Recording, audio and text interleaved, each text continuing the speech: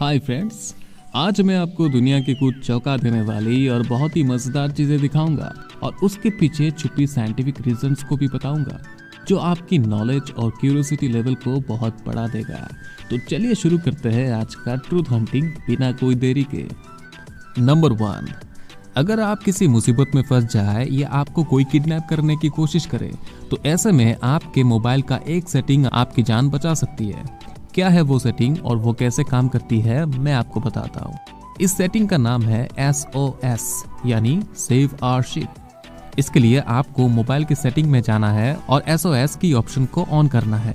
उसके बाद अगर आप चाहे तो कॉन्टैक्ट ऑप्शन में जाकर उन रिलेटिव्स या फ्रेंड्स के नंबर को आप ऐड कर सकते हो जिनसे आप हेल्प की उम्मीद रखते हो।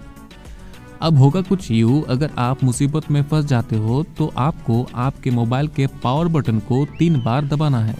इससे क्या होगा? इससे इमरजेंसी हेल्पलाइन नंबर 112 और आपके उन रिलेटिव्स के नंबर पर एक हेल्प मैसेज पहुंच जाएगा और साथ ही साथ आपकी लोकेशन भी उन तक पहुंच जाएगी, जिससे आपको मदद मिल सकती है और आपकी जान बचाई जा सकती है। ऐसा सेटिंग आप अपने बहन या बच्चों के मोबाइल में करके उनका जान भी बचा सकते हैं। क्या ये कमाल की चीज पहले आपको मालूम था? कमेंट सेक्शन में बताइए। नंबर 2, क्या आप जानते हैं भविष्य में आप पानी पिएंगे नहीं बल्कि खाएंगे? जी हाँ, हम सभी जानते हैं कि वाटर बोतल हमारे पर्यावरण के लिए कितना हानिकारक है। एक वाटर बोतल डिस्पोज होने में 500 से 1000 साल तक लग जाता है। दुनिया के 80% वाटर बोतल लैंडफिलिंग में चले जाते हैं, जिससे निकलने वाली खतरनाक केमिकल्स पर्यावरण के साथ इंसानों में कैंसर जैसी खतरनाक बीमारियों को जन्म देती है। इसलिए इस वाटर बोतल से छुटकारा पाने के लिए साइंटिस्ट ने एक शानदार वाटर पैकेज का आविष्कार किया है, जिसे ओहो कहा जाता है, जो एक वाटर पाउच जैसा है और इसको सीधे मुंह में रख के बाइट करने से यह पानी बन जाता है और कोई भी प्लास्टिक या एक्स्ट्रा पैकेजिंग इसमें नहीं है। सोच में पड़ गया ना कि ये काम कैसे करता है? मैं आपको बताता हूँ। इसमें वाटर के चारों तरफ सी एल्गी और कैल्शियम क्लोराइड का मेम्ब्रेन रहता है जो पानी को होल्ड करके रखता है। इसे आप घर में भी बना सकते हैं। इसके लिए पहले आप वाटर को राउंड शेप में फ्रीज कर लीजिए, फिर इस आइस बॉल को कैल्शियम क्लोराइड में डुबाइए और फिर सोडियम एल्केनेट मतलब सी एल्गी सॉल्यूशन में डुबाइए, जिससे सोडियम और एल्युमिनियम आपस में रिएक्शन करके ये मेम्ब्रेन बन जाती है जो पाउच जैसा काम करती है। ये 2 केमिकल्स पूरी तरह से सेहत के लिए सेफ है, जो फूड इंडस्ट्री में यूज होती है और पूरी तरह से इको फ्रेंडली भी। इसमें आप पानी के बदले जूस, वाइन, सॉफ्ट ड्रिंक्स कुछ भी रख सकते हैं। है ना कमाल की चीज? इसलिए कुछ सालों में आप इसे बेशक अपने मार्केट में देखेंगे। नंबर 3, क्या आप जानते हैं एक पुरुष भी माँ बन सकता है और बच्चा जन्म दे सकता है? जी हाँ, दुनिया में बस एक ही जीव है जिनमें पुरुष प्रेग्नेंट होते हैं और बच्चों को जन्म देते हैं, वो है सी हॉर्स। पुरुष सी हॉर्स के शरीर में एक पाउच रहता है कैंगारू की तरह, जिसमें बच्चा जन्म लेता है। मिलन से पहले नर और मादा कई दिनों तक डांस करते हैं और पुरुष अपना पाउच फुलाकर मादा को आकर्षित करता है। सभी जीवों से उल्टा फीमेल्स अपने एग्स मेल के पाउच में छोड़ती है, फिर मेल अपने स्पर्म छोड़कर एग्स को फर्टिलाइज करता है और बच्चों को जन्म देता है उन पाउच में ही। एक साथ करीब 1000 बच्चे जन्म लेते हैं, पर कुछ ही सरवाइव कर पाते हैं। पर आज तक साइंटिस्ट को यह पता नहीं चल सका कि आखिर क्यों सी हॉर्स में फीमेल्स के बदले मेल्स बच्चों को जन्म देते हैं।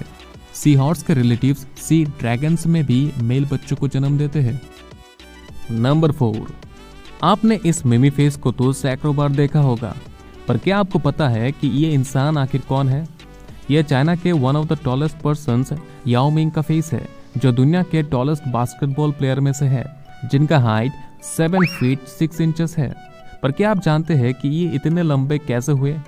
असल में मिंग के माता और पिता चाइना के टॉलेस्ट पीपल में से थे, जिसके लिए चाइनीज गवर्नमेंट ने उनको अपने मर्जी के खिलाफ नेशनल बास्केटबॉल टीम में खेलने के लिए फोर्स किया। ये तो कुछ भी नहीं, फिर गवर्नमेंट ने इन दोनों को एक दूसरे से शादी करने के लिए फोर्स किया ताकि इनका बच्चा और भी ज्यादा लंबा हो, जो चाइना की बास्केटबॉल टीम को और ऊंचाइयों पे ले जा सके। फिर मिंग को बचपन से स्टेरॉइड्स और स्पेशल फूड्स देकर बास्केटबॉल के लिए तैयार किया गया। पर मिंग को बास्केटबॉल खेलना बिल्कुल भी पसंद नहीं है, वो तो आर्कियोलॉजिस्ट बनना चाहते थे। पर जैसा आप जानते हैं चाइना में डेमोक्रेसी का कोई जगह नहीं है, सब गवर्नमेंट के मर्जी से ही होता है। इसलिए बेचारे मिंग ने अपने पेरेंट्स की तरह अपने सारे सपनों को इस हंसते फेस के पीछे दबाकर देश के लिए बास्केटबॉल खेले। नंबर 5, अगर आपको कहा जाए कि एक प्यारी सी डॉल्फिन और एक आदमखोर शार्क के बीच में अगर लड़ाई हो तो कौन जीतेगा? ज्यादातर लोग बोलेंगे कि ऑब्वियसली शार्क की ही जीत होगी, पर असल में डॉल्फिन्स की जीत होगी। पर आखिर क्यों? इसका पहला कारण है डॉल्फिन्स की स्मूथ स्किन और फ्लेक्सिबल स्केलेटन, जिससे इनकी स्पीड इतनी ज्यादा हो जाती है और इतनी क्विकली अपना डायरेक्शन चेंज कर पाते हैं कि शार्क के लिए इनको पकड़ना करीब नामुमकिन हो जाता है।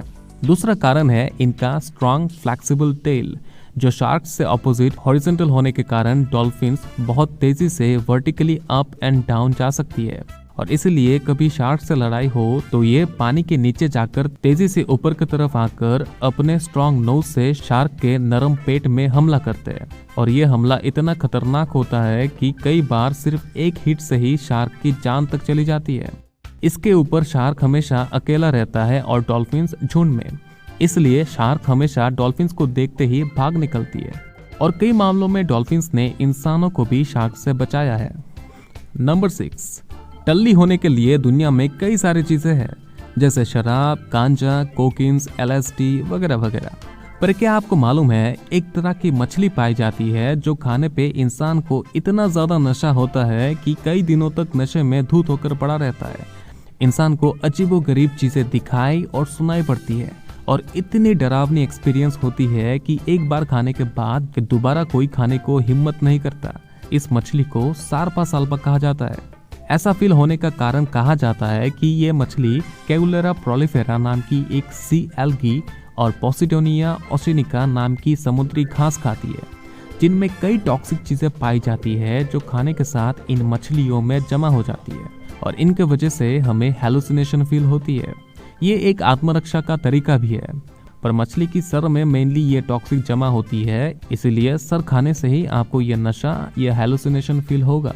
तो क्या आप इस मछली को खाना चाहेंगे? कमेंट सेक्शन में जरूर बताइए। नंबर 7, क्या आप जानते हैं कोरिया में डिओड्रेंट या परफ्यूम नहीं बिकते? क्योंकि कोरिया के लोगों में पसीने की दुर्गंध होती ही नहीं। इसका कारण है कोरियंस में ABCC11 नाम की जीन नहीं होती। असल में पसीने की दुर्गंध कान की मैल के साथ जुड़ी होती है। जिन लोगों में ABCC11 जीन होती है उनमें वेट एयरवैक्स प्रोड्यूस होती है और जिससे आर्मपिट में एक केमिकल प्रोड्यूस होती है जो बैक्टीरिया द्वारा मेटाबोलाइज होने से पसीने की दुर्गंध निकलती है। पर जिन लोगों में यह जीन नहीं होती उनमें ड्राई एयरवैक्स प्रोड्यूस होती है और इससे पसीने में दुर्गंध भी नहीं होती, जैसे कोरियंस लोग। इसलिए डिओड्रेंट की कोई जरूरत भी नहीं पड़ती।